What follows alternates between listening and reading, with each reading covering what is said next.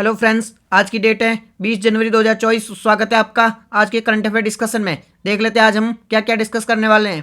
पहला आर्टिकल है हमारा ग्लोबल फायर पावर इंडेक्स के बारे में। दूसरा आर्टिकल फीफा के सर्वश्रेष्ठ अवार्ड के बारे में। तीसरा आर्टिकल है हमारा LIC become most valuable company, इसके बारे में। चौथा आर्टिकल है एडेलमैन ट्रस्ट बैरोमीटर रिपोर्ट 2024 के बारे में। पांचवा आर्टिकल है विंग्स इंडिया 2024 के बारे में। छठा आर्टिकल है राष्ट्रीय स्टार्टअप पुरस्कार 2022 के बारे में। सातवां आर्टिकल है विश्व शतरंज चैंपियन के बारे में। आठवां आर्टिकल है दिल्ली साल भर चलने वाले रामबाण या रामायण महोत्सव के बारे में। नौवां आर्टिकल है ओपन टेनिस टूर्नामेंट के बारे में। 10वां आर्टिकल है 75वें एमी अवार्ड 2024 के बारे में। तो चलिए डिस्कशन स्टार्ट करते हैं। ग्लोबल फायर पावर इंडेक्स जो अभी रिलीज हुआ है उसमें भारत को कौन सा स्थान प्राप्त हुआ है। पहला क्वेश्चन क्या है? पहला क्वेश्चन है ग्लोबल फायर पावर रैंकिंग 2024 में भारत को कौन सा स्थान मिला है। तो भारत को कौन सा स्थान मिला है इसके बारे में देखेंगे। ग्लोबल फायर पावर इंडेक्स 2024 अभी रिलीज हुआ है। इस इंडेक्स में पहले देख लो तो ग्लोबल फायर पावर इंडेक्स में होता क्या है। ग्लोबल फायर पावर इंडेक्स में किस देश की मिलिट्री कितनी स्ट्रांग है, सेना कितनी मजबूत है, उसके बारे में बताया जाता है। ग्लोबल फायर पावर इंडेक्स में किस देश की सेना कितनी मजबूत है उसके बारे में बताया जाता है। किस देश की सेना कितनी स्ट्रांग है इसके बारे में बताया जाता है। तो ग्लोबल फायर पावर इंडेक्स 2024 अभी रिलीज हुआ है। किस देश की सेना कितनी स्ट्रांग है इसके बारे में बताया जाता है। इसके अकॉर्डिंग रैंक दी जाती है। इस रैंक में यूएसए टॉप किया है। सेकंड नंबर पे रूस है, तीसरे नंबर पे चीन है, चौथे नंबर पर भारत है, पांचवें पे साउथ कोरिया है। लास्ट रैंक 145वीं वो भूटान को मिली है। टोटल 145वीं रैंक है, लास्ट रैंक मिली है भूटान को।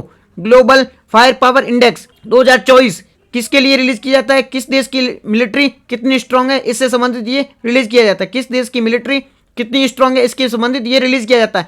फर्स्ट यूएसए, सेकंड रूस, third China, fourth India, fifth number पे साउथ कोरिया। लास्ट रैंक है वो भूटान को मिली 145वीं। तो ग्लोबल फायर पावर रैंकिंग में भारत को कौन सा स्थान मिला है? भारत को मिला है चौथा स्थान। भारत को कौन सा स्थान मिला है? चौथा स्थान। पहला यूएसए, रूस, चाइना, भारत को मिला है चौथा स्थान। ठीक है, अब कुछ और रैंक दी गई है, कुछ और इंडेक्स है उसकी रैंक भी देख लो। भारत को कौन कौन सी रैंक मिली है। जेंडर गैप इंडेक्स इसमें मिली भारत को 127वीं।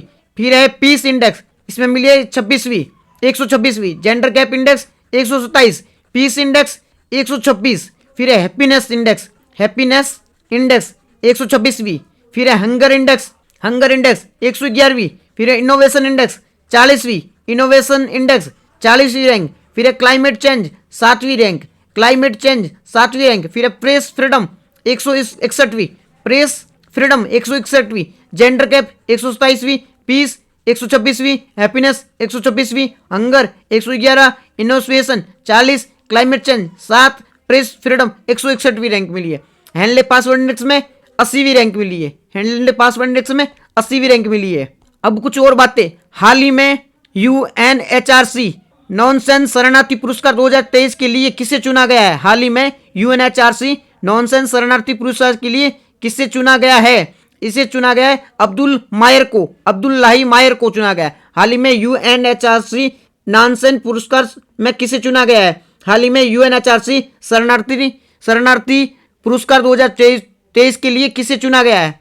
UNHRC नॉनसेंस शरणार्थी पुरस्कार 2023 के लिए किसे चुना गया है? अब्दुल्लाही मायर को चुना गया है। फिर है हाल ही में रिसेंटली केंद्र सरकार के साथ शांति समझौते करने वाले यूनाइटेड नेशनल लिबरेशन फ्रंट का संबंध किससे है? UNLF। आपने सुना होगा, कुछ टाइम पहले न्यूज में था। UNLF का संबंध किससे है? UNLF का संबंध मणिपुर में कुकी मेती संघर्ष हो रहा है मणिपुर में। वहां पर UNLF United national liberation front नाम का एक ग्रुप है जो इस टाइप के वहां पे संघर्ष है उसे हेड करता है। तो UNLF किससे संबंधित है? मणिपुर से संबंधित है। फिर रिसेंटली फ्रांस के सर्वोच्च नागरिक पुरस्कार सेविलियन फायर of the Legion the Honour किसे सम्मानित किया गया है? क्वेश्चन क्या है? हाल ही में फ्रांस के सर्वोच्च नागरिक पुरस्कार है। फ्रांस के सर्वोच्च नागरिक पुरस्कार chevalier of the लियन D honour से किसे सम्मानित किया है? फ्रांस के सर्वोच्च नागरिक पुरस्कार chevalier of the Legion the Honour से किसे सम्मानित किया गया है? तो वी आर ललिता विका को चुना गया है। फ्रांस के सर्वोच्च नागरिक पुरस्कार chevalier of the Legion the Honour में से सम्मानित किया गया है। क्वेश्चन क्या है? फ्रांस के सर्वोच्च नागरिक पुरस्कार chevalier of the Legion the Honour से किसे सम्मानित किया गया है? तो वी आर ललिता विका को, वी आर ललिता विका को फ्रेंच के सेविलियर ऑफ द लीजन, जो कि फ्रांस का सर्वोच्च नागरिक पुरस्कार है, इससे सम्मानित किया गया। तो वी आर ललिता विका किससे सम्मानित है? जो गगनयान है ना, उससे सम्मानित है। वी आर ललिता विका किससे सम्मानित है? ये गगनयान से सम्मानित है। फिर नेक्स्ट क्वेश्चन है, हाल ही में 24वां हॉर्नबिल फेस्टिवल कहां प्रारंभ हुआ है? 24वां हॉर्नबिल फेस्टिवल कहां प्रारंभ हुआ है? तो 24वां हॉर्नबिल फेस्टिवल प्रारंभ हुआ है नागालैंड में। हॉर्नबिल नागालैंड में प्रारंभ होता है। ये नागालैंड का बहुत बड़ा फेस्टिवल है, इसे फेस्टिवल ऑफ फेस्टिवल कहा जाता है। तो 24वां हॉर्नबिल फेस्टिवल कहां आयोजित हुआ? 24वां हॉर्नबिल फेस्टिवल कहां आयोजित हुआ है? नागालैंड में हुआ है। ये नागालैंड का बहुत बड़ा फेस्टिवल है, इसे फेस्टिवल ऑफ फेस्टिवल कहा जाता है। 1 दिसंबर से ये प्रारंभ हुआ है। 24वां हॉर्नबिल फेस्टिवल नागालैंड में, इसे फेस्टिवल ऑफ फेस्टिवल कहा जाता है। ये 1 दिसंबर से प्रारंभ हुआ है।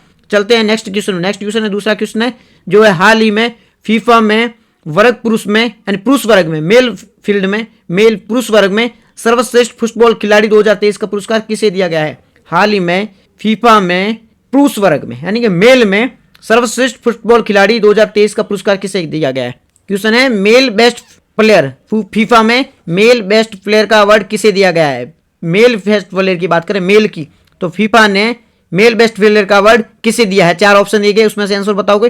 पहले देख लेते फीफा के बारे में। फीफा का हेडक्वार्टर कहाँ है? फीफा का मुख्यालय कहाँ है? हेडक्वार्टर है फीफा का ज्यूरिक।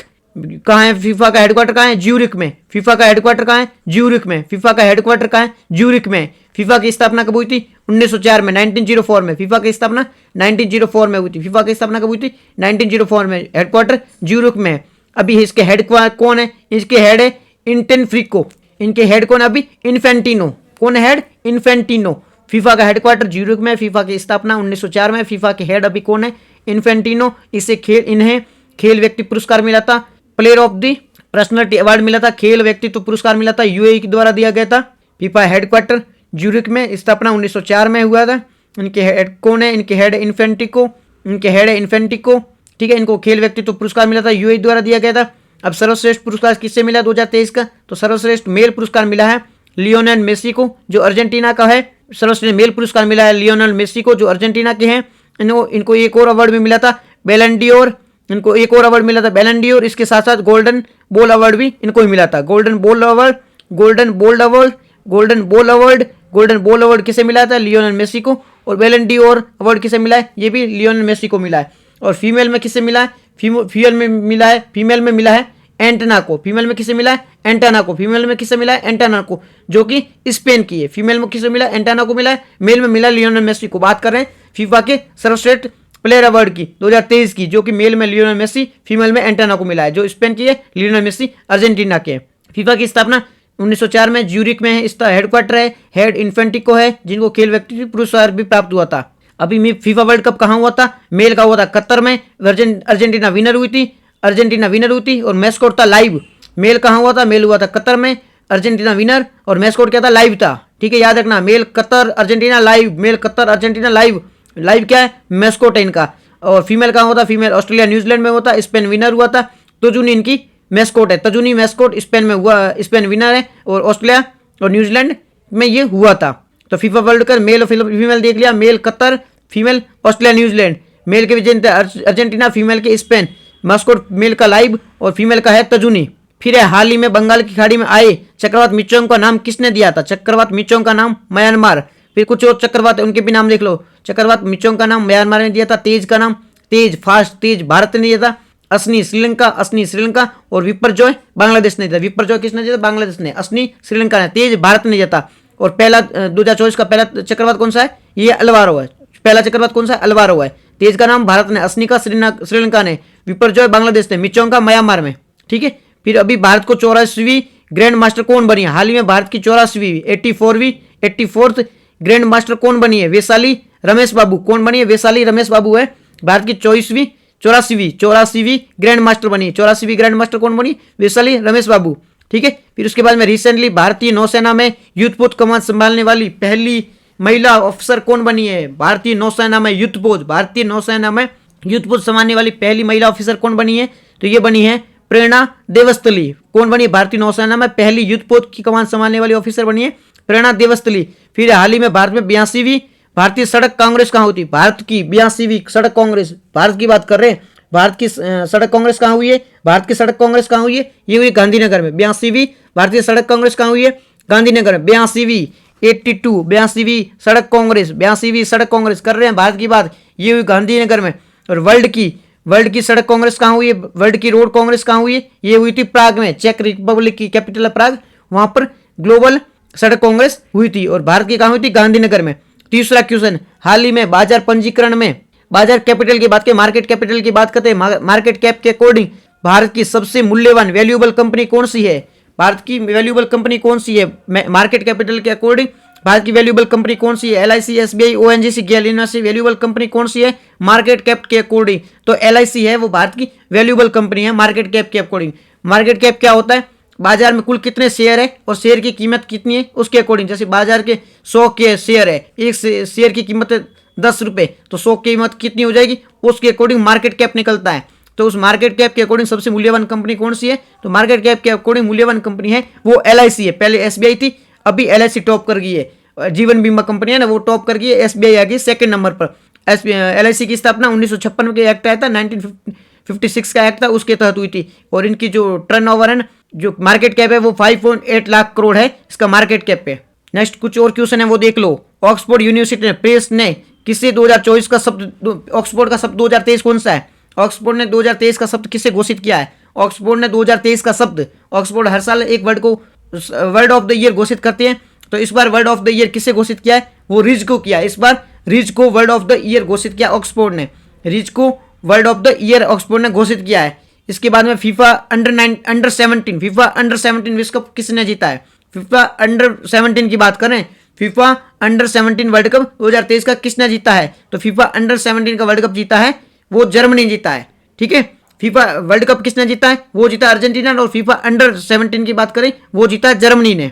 फिर नेक्स्ट है रियाद एशियाई पुरस्कार सम्मेलन। रियाद एशियाई पुरस्कार सम्मेलन, रियाद एशियाई पुरस्कार सम्मेलन 2023 में सर्वश्रेष्ठ युवा एथलीट पुरस्कार किसे मिला है? रियाद एशियाई पुरस्कार सम्मेलन में 2023 में सर्वश्रेष्ठ युवा एथलीट पुरस्कार किसे मिला है? युवा एथलीट पुरस्कार मिला है शीतल देवी को।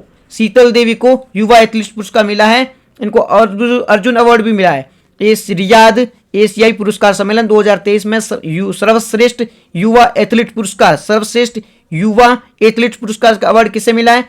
तो सर्वश्रेष्ठ युवा एथलीट पुरस्कार का अवार्ड शीतल देवी को मिला है। इनको अर्जुन अवार्ड भी मिला था। और ये जो अवार्ड मिला है ये तीर अंदाजी में मिला है, पैरा तीर अंदाजी में इनको ये अवार्ड मिला है। सर्वश्रेष्ठ युवा एथलीट पुरस्कार 2023 जिसे रियाद एशियाई पुरस्कार सम्मेलन में हुआ है वो किसे मिला है? शीतल देवी को मिला है। फिर नेक्स्ट है हाल ही में मंगल ग्रह पर मार्स रोवर मिशन की कमान संभालने वाली पहली भारतीय महिला।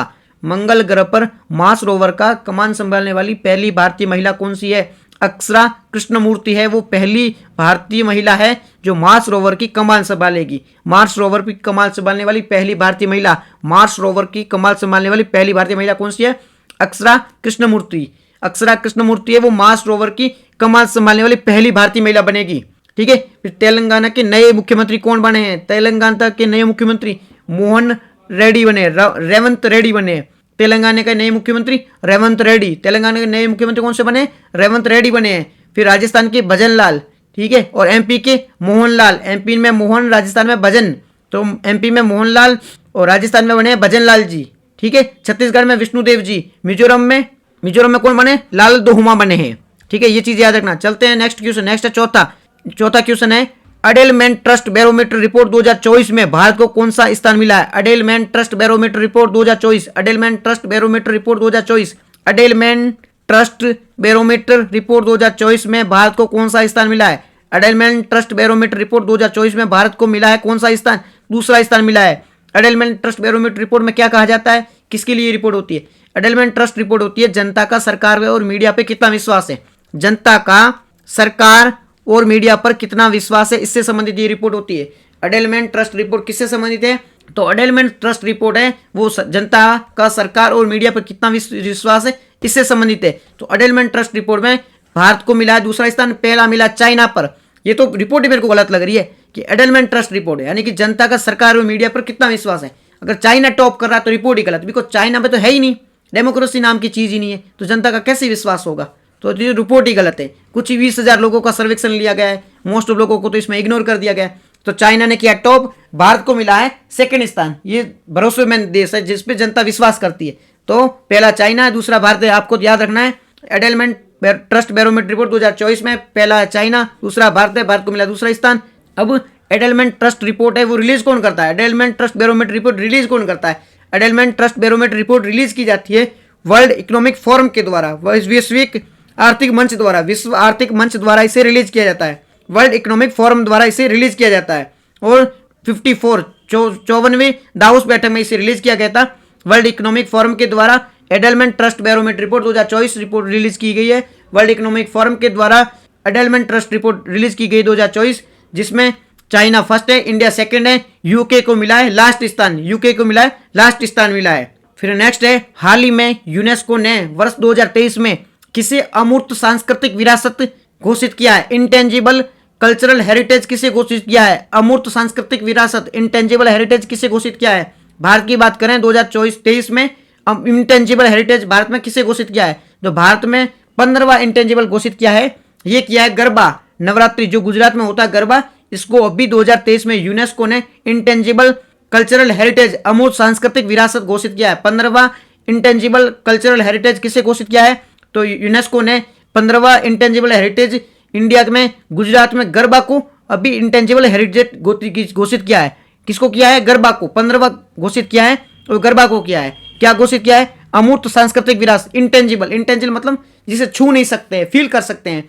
इसमें क्या होते हैं, इसमें गीत हो सकते हैं, कोई बोला हो सकता है, कुछ नाटक हो सकते हैं, कुछ कल्चरल इवेंट हो सकता है, तो इनको इंटेंजिबल हेरिटेज WHO घोषित करता है। भारत में 15 घोषित किए जा चुके हैं और 15वां कौन सा है, 15वां अभी गरबा है, 15वां है, इसे घोषित किया है अभी, जो कि 15वां बना है अमूर्त सांस्कृतिक विरासत 2023 में यूनेस्को द्वारा घोषित किया गया।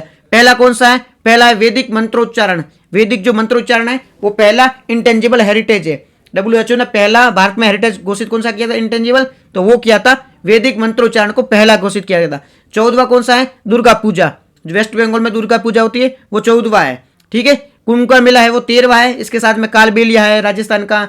ठीक है, इस साथ कई प्रकार की और भी जिनको घोषित किया गया इंटेंजिबल हेरिटेज के रूप में। तो अभी 15वां कौन सा है, 15वां है गरबा, जो कि नवरात्रि का होता है। ये इंटेंजिबल हेरिटेज है, 2023 में से घोषित किया WHO ने, इसमें यूनेस्को ने घोषित किया है। ठीक है, नेक्स्ट है इंटरपोल की 91 रिपोर्ट अभी कहाँ हुई थी, इंटरपोल की 91वीं महासभा। इंटरपोल की 91वीं महासभा कहाँ आयोजित हुई थी, इंटरपोल की 91वीं महासभा कहाँ आयोजित हुई थी, ये हुई थी वियना ऑस्ट्रिया में। इंटरपोल की 91वीं महासभा कहाँ आयोजित हुई थी, वियना ऑस्ट्रिया में अभी आयोजित हुई थी। इंटरपोल की 91वीं महासभा कहाँ आयोजित हुई थी, वियना ऑस्ट्रिया में आयोजित हुई थी। और 90वीं कहाँ हुई थी, दिल्ली में हुई थी। इंटरपोल दिवस 7 सितंबर को, और ये पुलिस सहयोग दिवस भी 7 सितंबर को मनाया जाता है। इंटरपोल दिवस 7 सितंबर, पुलिस सहयोग दिवस 7 सितंबर। नेक्स्ट है, हाल ही में टाइम मैगजीन ने किसे person of the year award 2023 से नॉमिनेट किया है। टाइम मैगजीन ने person of the year award 2023 में किसे नॉमिनेट किया है, ये क्या, टेलर स्विफ्ट को।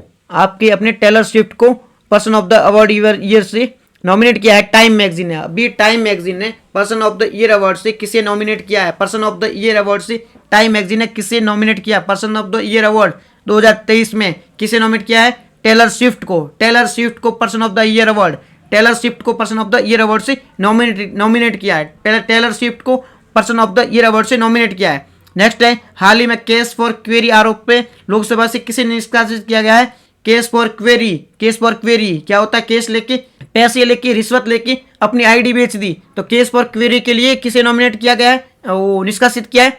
तो केस फॉर क्वेरी के लिए निष्कासित किया है महुआ मोइत्रा जी, जो वेस्ट बंगाल में TNC की सांसद थी। इनको केस फॉर क्वेरी के आरोप में निष्कासित कर दिया गया है। फिर नेक्स्ट है, वैश्विक जलवायु परिवर्तन प्रदर्शन सूचकांक में भारत को कौन सा स्थान मिला है, क्लाइमेट चेंज में भारत को कौन सा इंडेक्स है, जो क्लाइमेट चेंज इंडेक्स है उसमें कौन सा स्थान मिला है भारत को, वैश्विक global Climate Change Performance Index में, global Climate Change Performance Index में भारत को कौन सा स्थान मिला है। वैश्विक जलवायु परिवर्तन सूचकांक में भारत को कौन सा स्थान मिला है, तो भारत को मिला है 7वां स्थान। पहला, दूसरा, तीसरा खाली थे, चौथा मिला है डेनमार्क को और 7वां स्थान मिला है भारत को। वैश्विक जलवायु परिवर्तन प्रदर्शन सूचकांक में भारत को मिला है 7वां स्थान। पहला दूसरा तीसरा खाली थे, चौथा डेनमार्क को, 7वां स्थान मिला है भारत को। नेक्स्ट क्वेश्चन है 5वां, विंग्स इंडिया 2024 एशिया की सबसे बड़ी नागरिक उड्डयन प्रदर्शनी कहाँ आयोजित हुई है? विंग्स इंडिया 2024 एशिया की सबसे बड़ी नागरिक उड्डयन प्रदर्शन होने वाला है, ये कहाँ आयोजित होगा? ये होगा हैदराबाद में। कहाँ आयोजित होगा? हैदराबाद में। विंग्स इंडिया 2024 कहाँ आयोजित होने वाला है? हैदराबाद में होगा। विंग्स इंडिया 2024 की बात करें, ये बेगमपेट एयरपोर्ट है हैदराबाद का, बेगमपेट एयरपोर्ट है हैदराबाद का, वहां आयोजित होगा। विंग्स इंडिया 2024 कहाँ आयोजित होगा? बेगमपेट एयरपोर्ट हैदराबाद में। बेगमपेट एयरपोर्ट हैदराबाद में होगा। ये 4 दिवस का होगा और 4 डे में ये चलेगा। ठीक है, थीम क्या है इसकी? थीम है अमृतकाल में भारत का विश्व से जुड़ाव। थीम क्या है इसकी? अमृतकाल में भारत का विश्व से जुड़ाव। ठीक है, विंग्स इंडिया 2024 कहाँ आयोजित होने वाला है? बेगमपेट एयरपोर्ट हैदराबाद में होगा। 4 दिवस का प्रोग्राम होगा। थीम है अमृतकाल में भारत का विश्व से जुड़ाव। अमृतकाल 25 वर्ष की आयु है।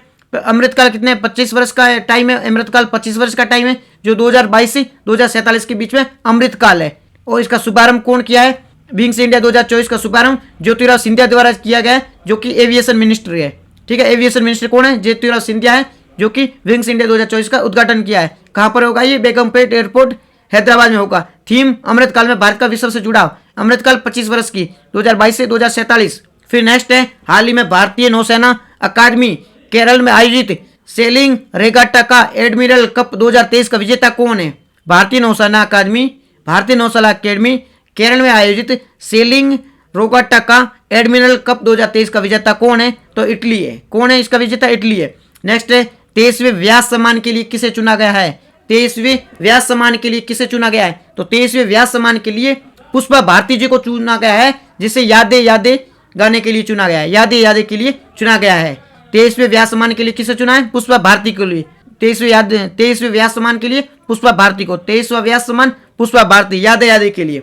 फिर है नेक्स्ट है, हाल ही में WTA player of the year award 2023 किसने जीता है? हाल ही में टेनिस का ये WTA player of the world tennis का है, ये किसने जीता है? तो WTA जो अवार्ड है टेनिस का, WTA player of the world किसने जीता है? ये जीता है इग स्ट्वाक ने। पोलैंड के इग स्ट्वाक है, इन्होंने जीता है।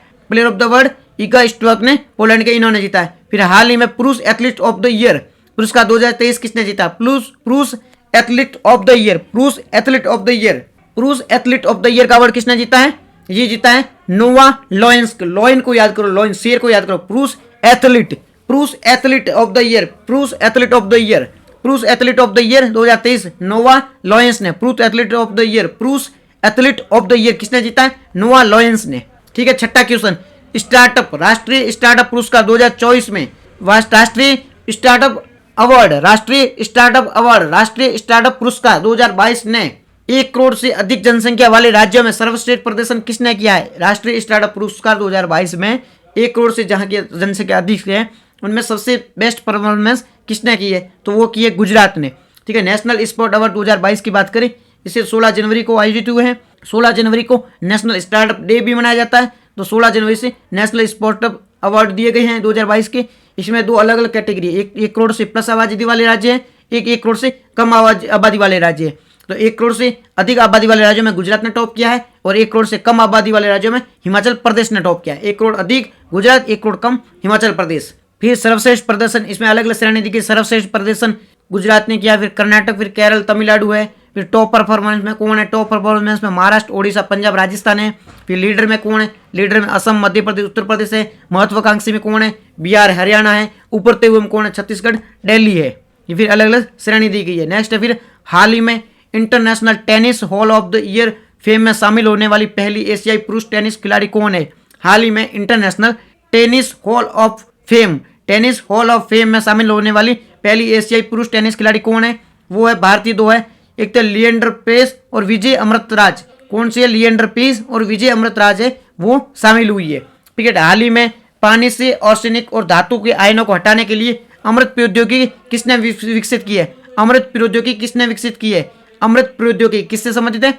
आर्सेनिक में धातु और मतलब पानी से आर्सेनिक और धातु अलग करने के लिए अमृत प्रौद्योगिकी विकसित की है। तो किसने की है? ये IIF मद्रास ने की है। आर्सेनिक और धातु है वो पानी से अलग करने के लिए अमृत प्रौद्योगिकी विकसित की है, अमृत टेक्नोलॉजी विकसित की है, ये IIF मद्रास ने की है। फिर नेक्स्ट है, हाल ही में इंदिरा गांधी पुरस्कार किसे मिला? इंदिरा गांधी शांति पुरस्कार, ये गांधी शांति पुरस्कार मिला है, एक मिला है इंदिरा गांधी शांति पुरस्कार। इंदिरा गांधी शांति पुरस्कार मिला है डैनियल बैरम्बोई को और अली अब्दुल अब्दाद को। डैनियल बैरम्बोई और अली अब्दुल अब्दाद को मिला है इंदिरा गांधी शांति पुरस्कार, और गांधी शांति पुरस्कार मिला है गीता प्रेस गोरखपुर को। नेक्स्ट है, हाल ही में बीसीसीआई द्वारा सेवानिवृत्त 7 number jersey MS Dhoni, 7 number MS Dhoni माहिसर की जो जर्सी 7 नंबर है उसे रिटायर्ड किया गया है। सचिन की है 10 number Jersey, Virat Kohli 18 number Jersey. ठीक है, हाल ही में दुनिया के सबसे बड़े कार्यालय डायमंड बोर्स का उद्घाटन, डायमंड बोर्स सूरत गुजरात में, डायमंड बोर्स ऑफिस है, डायमंड की बहुत बड़ी ऑफिस का उद्घाटन हुआ है जो कि सूरत गुजरात में हो। डायमंड की बहुत बड़ी ऑफिस का उद्घाटन हुआ है सूरत गुजरात में। फिर नेक्स्ट है 7वां क्वेश्चन, भारत के नंबर 1 शतरंज खिलाड़ी की उपलब्धि किसे मिली है? शतरंज खिलाड़ी के नंबर 1 किसे मिली? चेस का नंबर 1 प्लेयर भारत में कौन है? वो है आर प्रज्ञानंद है। वो भारत में शतरंज के नंबर 1 प्लेयर है। भारत में शतरंज के नंबर 1 कौन है? आर प्रज्ञानंद। शतरंज चेस की बात करें तो नवीनतम कौन है? आर वैशाली, ये नवीनतम टॉप है। फिर फर्स्ट नंबर पे कौन था? पहला कौन था? ये विश्वनाथ थे। ये भारत के जो अभी FIDA उनके उपाध्यक्ष भी है। ठीक है, FIDA के उपाध्यक्ष भी है विश्वनाथ, ये पहले थे। फिर है भारत के अभी नंबर 1 कौन है? तो वो है आर प्रज्ञानंद है। आर प्रज्ञानंद इनका अभी इन्होंने जो वर्ल्ड के टॉप है लिंग डेरन, उनको हराया। लिंग डेरन है ना, उनको अभी वर्ल्ड के टॉप है, उनको हराया था। और आर प्रज्ञानंद अभी भारत के टॉप है, नंबर 1 प्लेयर है। फिर नेक्स्ट है, हाल ही में भारतीय वायुसेना ने कौन सी स्वदेशी वायु रक्षा मिसाइल प्रणाली को सफल परीक्षण किया है? भारत ने अभी कौन सी एयर मिसाइल प्रणाली का सफल परीक्षण किया है? वो समर है, वो एयर डिफेंस सिस्टम है। अगर कोई मिसाइल आएगी तो उसे हवा में ही नष्ट करने के लिए भारत ने समर का अभी परीक्षण किया है। इसमें 2 आकाश जो मिसाइल है, जो सरफेस टू एयर मिसाइल है, उसको लगाया गया है ताकि कोई भी मिसाइल आएगी उसे हवा में ही नष्ट कर दिया जाएगा। समर रक्षा प्रणाली है, वो भारत में अभी परीक्षण किया गया, सफल परीक्षण किया गया है। ठीक है, फिर नेक्स्ट है, हाल ही में सर्वदेश महामंदिर का उद्घाटन कहाँ हुआ? वाराणसी में हुआ। सर्ववेद महामंदिर उद्घाटन, सर्वदेव महामंदिर है, उसका उद्घाटन वाराणसी में हुआ है। सर्वदेव वाराणसी में भी इसका उद्घाटन हुआ है। फिर नेक्स्ट है, खेलो इंडिया पैरा गेम्स के पहले संस्करण का पदक तालिका में पहला स्थान किसे मिला? खेलो इंडिया पैरा गेम के पहले संस्करण का पदक तालिका में पहला स्थान किसे मिला? खेलो इंडिया पैरा गेम कहाँ हुआ था? दिल्ली में हुआ था। इसमें टॉप किसने किया है? खेलो इंडिया पैरा गेम में टॉप किया हरियाणा ने। खेलो इंडिया पैरा गेम पहला संस्करण हुआ है, इसमें टॉप किया है हरियाणा ने। कहाँ आयोजित हुआ है? दिल्ली में आयोजित हुआ है। टॉप किया हरियाणा में। हरियाणा को मिला 105 पदक मिले। हरियाणा को 105 पदक मिले और इसकी थीम थी उज्ज्वला। थीम क्या थी? उज्ज्वला थी। खेलो इंडिया पैरा गेम दिल्ली में हुआ है, हरियाणा ने टॉप किया। खेलो इंडिया पैरा गेम दिल्ली में हुआ है, हरियाणा ने किया टॉप। हरियाणा को मिले 105 पदक। उज्ज्वला है वो इसकी थीम है। नेक्स्ट है, अंतर्राष्ट्रीय गीता महोत्सव 2023 का भागीदार राज्य कौन सा है? गीता महोत्सव भागीदार राज्य कौन सा है? असम है वो भागीदार राज्य है। कौन सा है? असम है वो भागीदार राज्य। कहाँ हुए? हरियाणा कुरुक्षेत्र में हुआ। असम है वो भागीदार राज्य है। 8वां क्वेश्चन, रामायण महोत्सव कहाँ प्रारंभ होगा? रामायण महोत्सव कहाँ प्रारंभ होगा? न्यू दिल्ली में होगा। अभी रामायण महोत्सव प्रारंभ होने जाए, जो वर्ष भर चलेगा, जिसमें क्या होगा? रामायण की थीम के द्वारा विश्व को जोड़ा जाएगा। इसकी थीम क्या है? रामायण के द्वारा पूरे विश्व को जोड़ने के प्रयास किया जाएगा। ये रामायण महोत्सव है, दिल्ली से प्रारंभ हो रहा है, पूरे वर्ष चलेगा। रामायण महोत्सव दिल्ली से प्रारंभ हो रहा है, पूरे वर्ष चलेगा। होस्ट दिल्ली द्वारा किया जा रहा है। थीम है रामायण के द्वारा पूरे विश्व को जोड़ना, और ये है वो दिल्ली के पुराना किला है, वहां पे आयोजित हो रहा है। तो रामायण महोत्सव वर्ष भर चलेगा, दिल्ली होस्ट कर रही है। रामायण के द्वारा पूरे विश्व को जोड़ना इसका थीम है। अयोध्या में अभी नया एयरपोर्ट बना है, वाल्मीकि एयरपोर्ट, महर्षि वाल्मीकि एयरपोर्ट है, वो अयोध्या में बना है। फिर IPL का सबसे महंगा खिलाड़ी वो है मिचेल स्टार्क के, ऑस्ट्रेलिया के KKR ने चूज करे इनको। 24.75 करोड़ रुपए मिले। ये IPL के सबसे महंगे खिलाड़ी है। फिर विजय हजारे ट्रॉफी 2023 किसने जीती है? विजय हजारे ट्रॉफी 2023 जीती है, वो जीती है हरियाणा ने। राजस्थान हारा है और हरियाणा जीता है विजय हजारे ट्रॉफी 2023। फिर मेजर ध्यानचंद खेल रत्न पुरस्कार 2023 किसे मिला है? मेजर ध्यानचंद खेल रत्न पुरस्कार 2023 किसे मिला है? तो ये मिला है चिराग जी है, उनको मिला है। चिराग जी को मिला है मेजर ध्यानचंद जो पुरस्कार है, वो किसे मिला है? चिराग और सात्विक को मिला। चिराग और सात्विक दोनों को सामूहिक रूप से मिला है। मेजर ध्यानचंद पुरस्कार है वो किसे मिला? चिराग और सात्विक को मिला है, बैडमिंटन के लिए मिला है। इसमें 25 लाख की इनाम मिलेगी, 25 लाख का इनाम मिलेगा। फिर हाल ही में संयुक्त राष्ट्र ने किस वर्ष को अंतर्राष्ट्रीय कैमलिडिस वर्ष घोषित किया? कैमलिडिस वर्ष किसे घोषित किया? कैमलिडिस वर्ष किसे घोषित किया? कैमलिडस वर्ष किसे घोषित किया? कैमलिडस वर्ष किसे घोषित किया?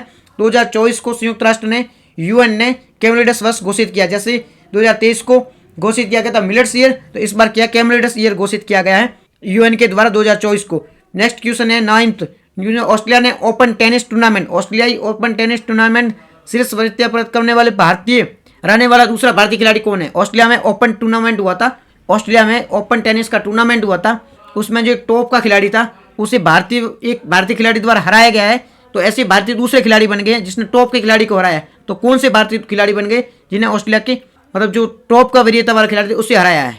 तो ये है सुमित नांगल है, सुमित नांगल है। इन्होंने टॉप रैंकर थे, 27वीं रैंक जिसे मिली थी। ये कजाकिस्तान के एक प्लेयर थे। ऑस्ट्रेलिया में अभी ओपन टेनिस टूर्नामेंट हो रहा है, ठीक है, उसमें सुमित नांगल है जो भारतीय है, इन्होंने टॉप रैंकर है, 27वीं रैंक थी। कजाकिस्तान के एक प्लेयर थे बुल्बिक, ठीक है, बुब्लिक एक कजाकिस्तान के एक प्लेयर थे, उनको इन्होंने हराया था। सुमित नांगल है, इन्होंने कजाकिस्तान की 27वीं रैंक की मतलब पूरी वर्ल्ड में 27वीं रैंक के एक प्लेयर थे बुब्लिक, उनको हराया है। किसने हराया? सुमित नागर ने। तो इसी के साथ ये दूसरे भारतीय बन गए जिन्होंने टॉप रैंकर को हराया है।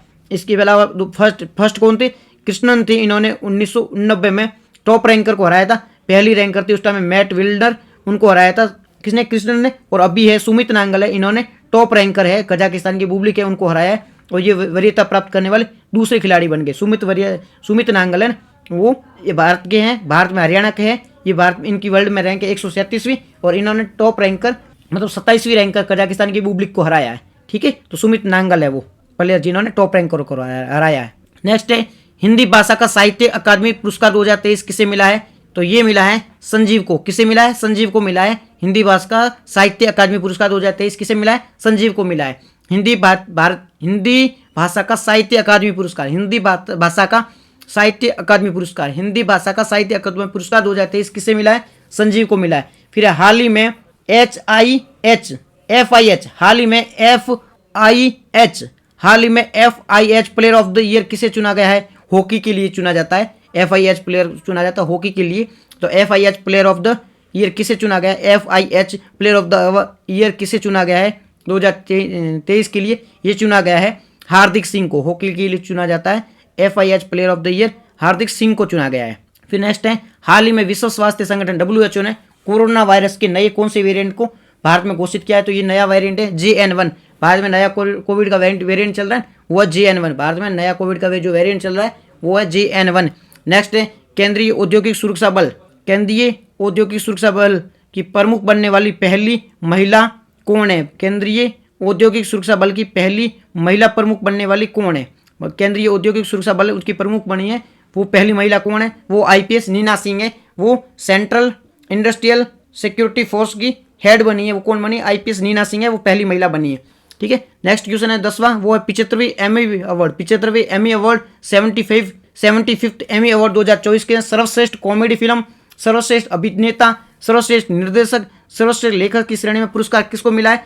द बियर नाम की एक मूवी है, इनको 75वें एमी अवार्ड में कॉमेडी अवार्ड मिला है, सर्वश्रेष्ठ एक्टर अवार्ड, सर्वश्रेष्ठ director award, best writer award मिला है द बियर को। द बियर नाम की मूवी है, उनको ये सब अवार्ड मिला, कॉमेडी, एक्टर, निर्देशक और लेखक की श्रेणी में अवार्ड मिला। किसको मिला है? द बियर मूवी को मिला है। द बियर मूवी को ये सारे अवार्ड मिले हैं। तो एवी अवार्ड की बात करें तो ये 75वें अवार्ड थे, ठीक है।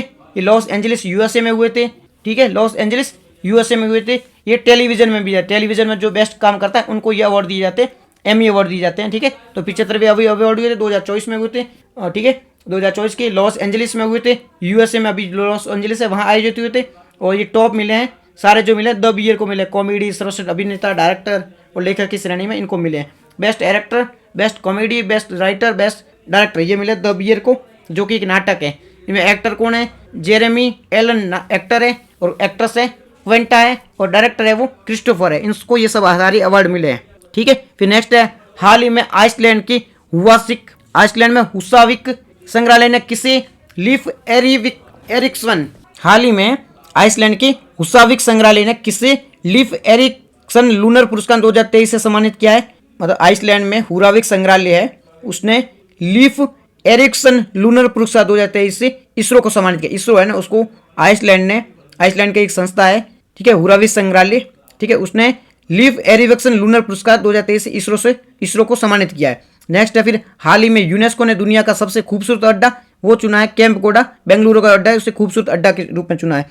फिर 75वें भारतीय गणतंत्र दिवस 2024 के मुख्य अतिथि कौन होंगे? अभी जो हमारा गणतंत्र दिवस है उसके मुख्य अतिथि चीफ गेस्ट कौन होंगे? वो फ्रांस के प्रेसिडेंट होंगे। चीफ गेस्ट कौन होंगे? 75वें रिपब्लिक डे के मौके पर जो चीफ गेस्ट होंगे वो कौन होंगे? फ्रांस के प्रेसिडेंट होंगे। ठीक है, फ्रांस के प्रेसिडेंट होंगे। फिर हाल ही में सर्वश्रेष्ठ महिला एथलीट पुरस्कार दिव्यांग की बात करें, जो देख नहीं सकते, वो किसे मिला है? वो शीतला देवी को मिला है। किसे मिला? शीतला देवी को। फिर नेक्स्ट है, हाल ही में ओपेक संगठन को सदस्यता त्याग करें। ओपेक को किसने छोड़ा? अभी ओपेक को किसने छोड़ा है? अंगोला ने अभी छोड़ा। ओपेक को किसने छोड़ा? अंगोला ने छोड़ा है। तो ये सारे आज की डिस्कशन में इतना ही था। Thank you very much for discussion.